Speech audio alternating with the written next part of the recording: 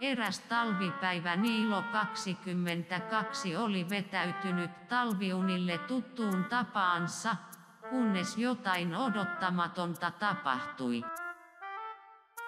Oi vitsi, helkatti.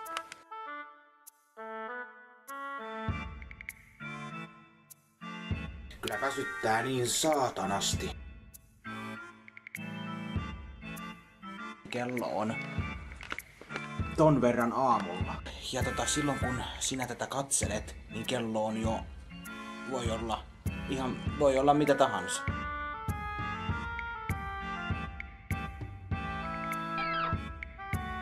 Höyrykin näkyy, että on kyllä viineitä ja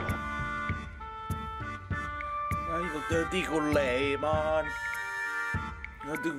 Sakias. Se aina uudestaan. Mikähän panolaite tää oli, kun tässä jumpattiin sillain, että vedettiin siihen malliin tässä laitteessa.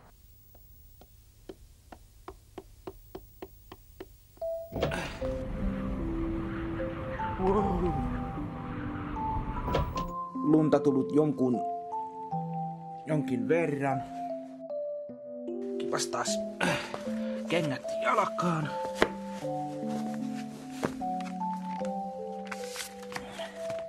Käydään kattoo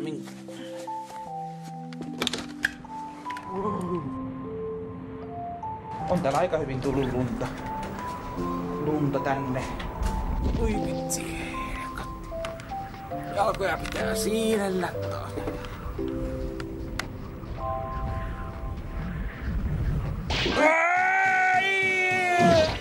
Eli nyt mä en korkkaa, mutta se on aika viileä.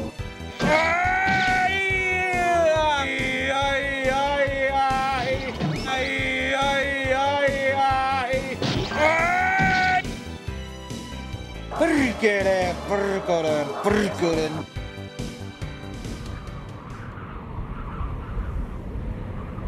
Niin kuin tässä ilmassa mihinkään lähden nyt, siellä lunta on tullut mukavasti.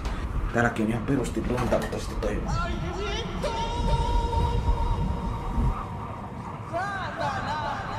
Joo, että en mä tiedä. Sitten kannattaa. En mä taidakaan tossa mennäkään.